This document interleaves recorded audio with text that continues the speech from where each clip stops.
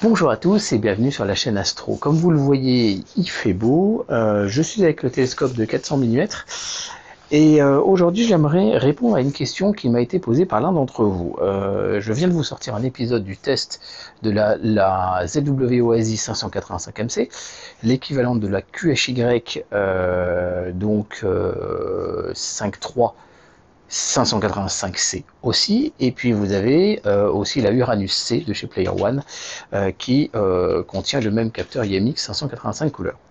Et donc l'un d'entre vous m'a posé une question très intéressante. Est-il possible d'utiliser cette caméra avec un Dobson non motorisé pour photographier les planètes? Aujourd'hui je vous propose le test. Alors c'est pas la même caméra, il se trouve que c'est la QHY 5.3 178 couleurs sur mon Dobson 400 par 1800. Jupiter se trouve ici et je vous propose de faire tout simplement le test. Donc on va réinstaller tout ce petit matériel que vous voyez là et faire une acquisition. Le principe, c'est de faire défiler notre planète sur la diagonale du capteur à peu près, et de faire une acquisition d'un film et puis de voir un petit peu ce que l'on obtient. Et vous allez voir que c'est quand même très intéressant. Allez, comment photographier une planète avec un Dobson ou un télescope sans motorisation, c'est maintenant sur la chaîne Astro.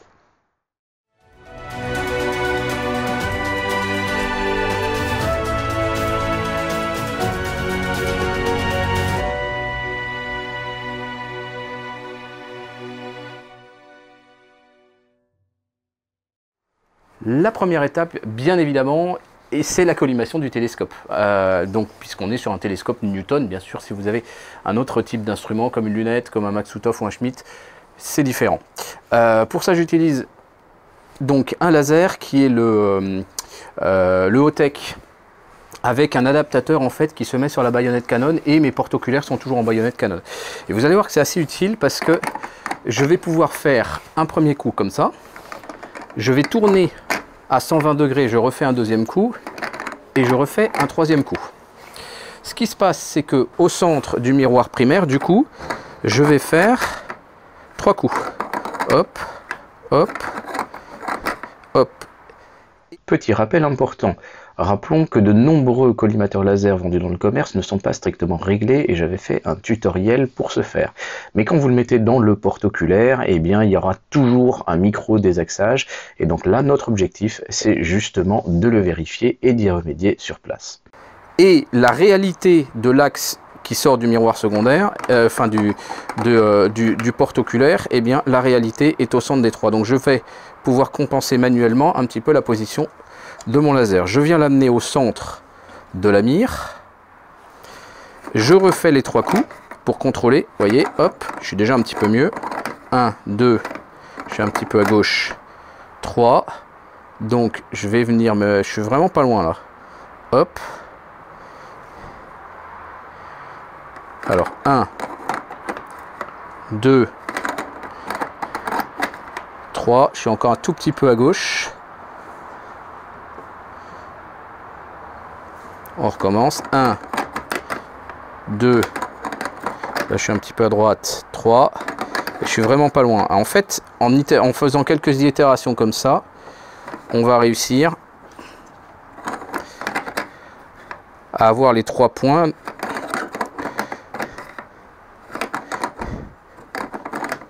qui viennent vraiment au centre du réticule, mais surtout, dans un premier temps, qui font 3 points autour. Et la dernière fois, on met la mire vers le bas. Et l'objectif, c'est d'être en plein dedans. Par contre, vous constatez que le laser ne revient pas en place. Du coup, on utilise les vis de collimation pour pouvoir aller régler le laser et le ramener au centre.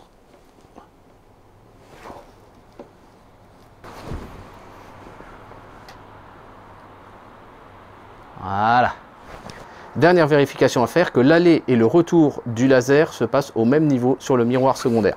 Donc là, si je décale volontairement, vous voyez la fente du retour, la croix du retour qui se déplace beaucoup, et celle qui se déplace peu, c'est celle de l'aller. Donc là, quand on est comme ça, si vous êtes comme ça veut dire que le miroir secondaire est trop bas. Inversement, si vous êtes comme ça, c'est qu'il est trop haut. Donc en fait, si vous avez un aller-retour qui est bon, et si votre laser revient bien au centre du réticule, et bien là, vous avez une collimation qui est bonne. Bien évidemment, c'est une collimation au laser, elle n'est pas strictement parfaite. Là, on est dans un objectif, effectivement, voilà, de faire une photo sans prise de tête, mais ce que vous pouvez faire, c'est viser l'étoile polaire, elle ne bouge pas. Et là, en fait, on va regarder finalement l'aspect de cette étoile à la caméra, en mettant la caméra en lieu et place du laser. Alors ça se fait normalement à très fort grossissement. Et là, comme on n'a pas de mine de Barlow, en tant que logique, ce ne sera pas suffisant. Mais ça peut donner un bon indice sur la qualité de la collimation. N'oubliez pas que votre télescope doit être mis également à bonne température. Après ça, on viendra mettre la caméra. Alors moi, je suis toujours sur cette petite astuce de système en baïonnette Canon. Voilà. Et ensuite, on viendra faire bien évidemment la mise au point. La mise au point pourra se faire au masque de Bahtinov sur l'étoile polaire. C'est le mieux puisqu'elle ne bouge pas. Sinon, vous pouvez le faire également sur les lunes de Jupiter. Mais comme vous n'avez pas de motorisation, ça va défiler et ce sera un petit peu plus compliqué. Et là, ce que je vous conseille, c'est de mettre un petit filtre devant votre caméra. Donc en l'occurrence, un filtre UV Haircut.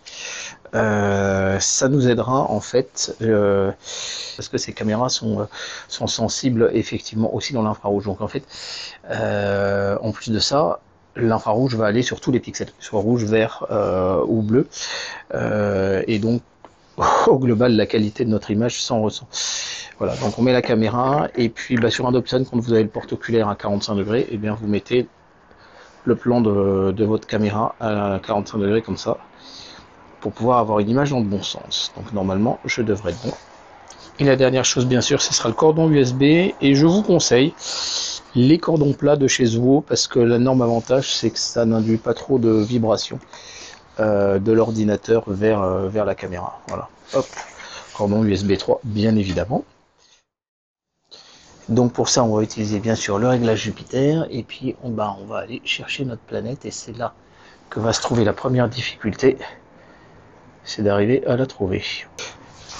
Alors si maintenant vous n'arrivez pas, ce que je vous conseille, vous retirez la caméra, hop, et puis il suffit de regarder justement, voilà, dans votre porte-oculaire en vous mettant bien dans l'axe, et là on arrive plutôt à la trouver, donc ça vous permet ok, j'ai un petit repérage.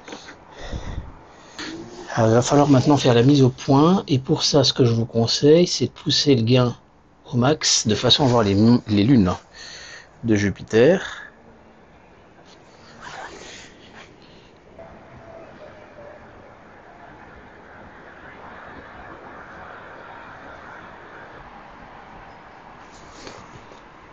Et quand vous baissez le gain, normalement, ça devrait être des petites billes. Voilà, donc ça c'est pas mal.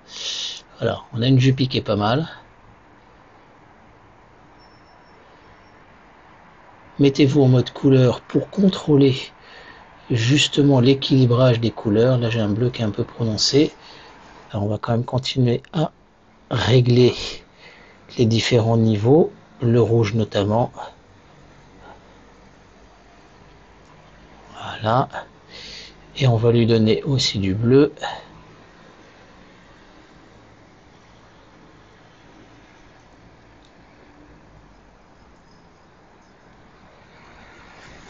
Vous voyez qu'elle va légèrement en descendant, ce qui est tout à fait normal, hein. Du fait qu'on a passé le méridien. Hop, on la met à gauche.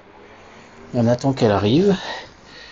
Et une fois qu'elle arrive, vous déclenchez l'acquisition. Elle va arriver.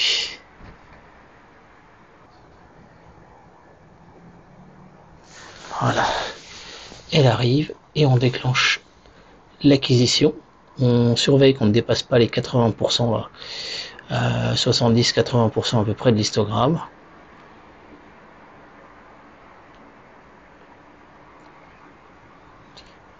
Et on regarde bien les secondes. Et il faudra éviter de dépasser les 45 secondes. Mais là, vous voyez, on est pas mal.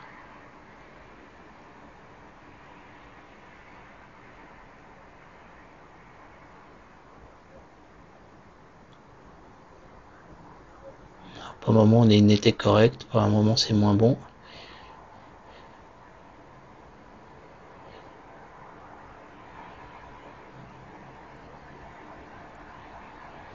Hop. Et bien là-dessus, on va aller chercher notre acquisition. On va utiliser AutoStackert. hop. Bah, Jupiter, très bien. On est le 11-25, crac. Et elle est là. Et vous voyez que quand vous êtes en mode surface, non, en mode planète, pardon, elle se centre automatiquement. Donc en fait là-dessus, réduisez la taille.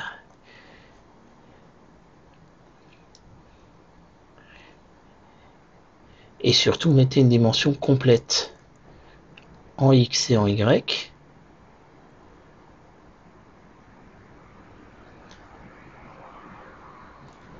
Voilà, et faites remember. Voilà. Alors pourquoi je vous dis ça? Parce que comme ça, vous allez pouvoir récupérer les lunes. Et surtout, vous mettez en expand. Alors, le réglage, surface dynamique. Donc là, il ne le propose même pas, mais c'est quand on est en surface qu'il le propose. Voilà, en termes de nombre de trames, là, j'en ai récupéré 900. Donc en fait, le tiers, ça fait 300. Et vous voyez, 200, 150. Moi, je trouve ça pas mal d'utiliser tout ça. Les AP, vous allez utiliser les plus petits, parce que là, on est vraiment sur quelque chose. Vous faites un close to edge multiscale. Donc voilà, place AP grid. Normalement, il est place tout seul. Voilà. Alors le seuil, il est peut-être un peu bas, on va le monter quand même. Hop.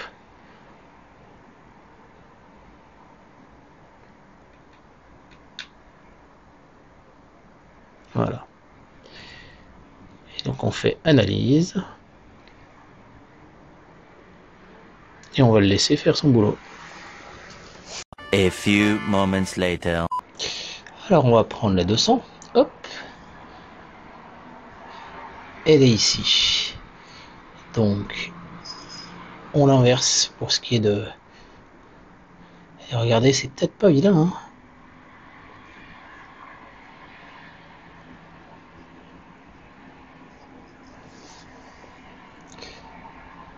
Voilà, on est en 1 pour 1.